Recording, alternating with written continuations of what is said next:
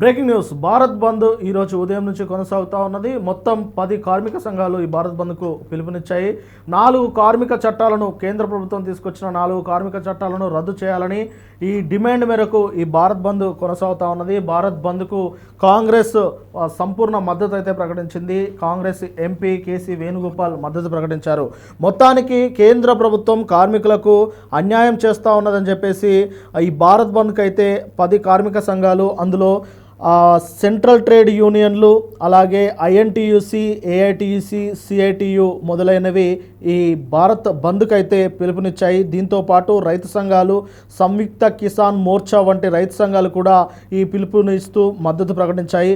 మొత్తంగా 4 labour codes, అంటే 4 labour కోడ్స్లను రద్దు చేయాలనేది ఈ ప్రధాన కారణంగా కనిపిస్తూ ఉన్నది. లేబర్ కోడ్స్ అంటే వేజెస్ కోడ్ 2019, అలాగే industrial relation code 2020, social security code 2020, occupational safety code 2020ని రద్దు చేయాలి అని, ఇవి కార్మిక హక్కులను పూర్తి స్థాయిలో దెబ్బతీస్తున్నాయని, ఉద్యోగ భద్రతను తగ్గిస్తున్నాయని, అలాగే ఎక్కువ గంటల పని, అలాగే సులభంగా తొలగింపు వంటి, అంటే కార్మికులను సులభంగా తొలగించే విధానానికి ఇవి ఉన్నాయని చెప్పేసి కార్మిక సంఘాలు అయితే ఈ బంద్కు పిలుపునిచ్చాయి.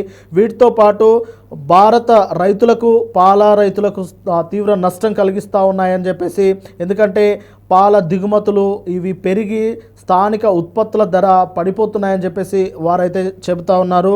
దీంతోపాటు ఎలక్ట్రిసిటీ బిల్ 2025, సీడ్ బిల్ 2025 వంటి బిల్లులను కూడా ఉపసంహరించుకోవాలని చెప్పేసి వారి ప్రధాన డిమాండ్లుగా వినిపిస్తూ ఉన్నది. అలాగే ఇటీవల ఉపాధి హామీ పథకాన్ని మన్రేగా నుంచి విబ్జీ రామ్జీ యాక్ట్ 2025ని తీసుకొచ్చిన విషయం అందరికీ తెలిసిందే.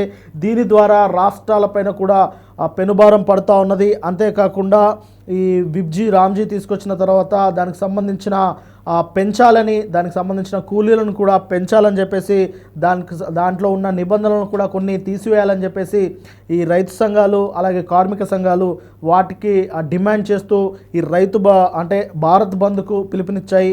మొత్తం భారత్ బంద్లో 30 కోట్ల మంది కార్మికులు, రైతులు పాల్గొంటున్నారు.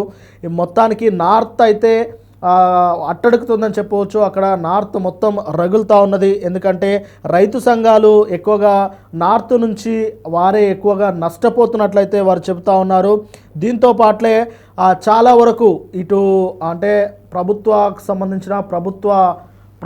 సంబంధించిన సంస్థలు కానీ, స్కూల్స్ కానీ, ఇతర అన్నిటినీ మూసివేయాలని చూస్తూ ఉన్నారు. ఏదైతే అత్యవసర రైల్వేలు కానీ, మెట్రో ఇవి మాత్రమే నడుస్తున్నట్టు తెలుస్తూ ఉన్నది. వీటితో పాటు బ్యాంకులు, కొన్ని అత్యవసర సేవలు, అటు హాస్పిటల్స్, మెడికల్ షాప్స్ వీటికి మాత్రమే పర్మిషన్ ఇస్తూ మిగతా అన్నింటినీ బంద్ చేసినట్టయితే తెలుస్తూ ఉన్నది. అయితే చాలా వరకు ఈ ప్రభావం కేరళ, ఒడిశా, పశ్చిమ బెంగాల్, తమిళనాడు రాష్ట్రాల్లో ఎక్కువగా కనిపిస్తూ ఉన్నది.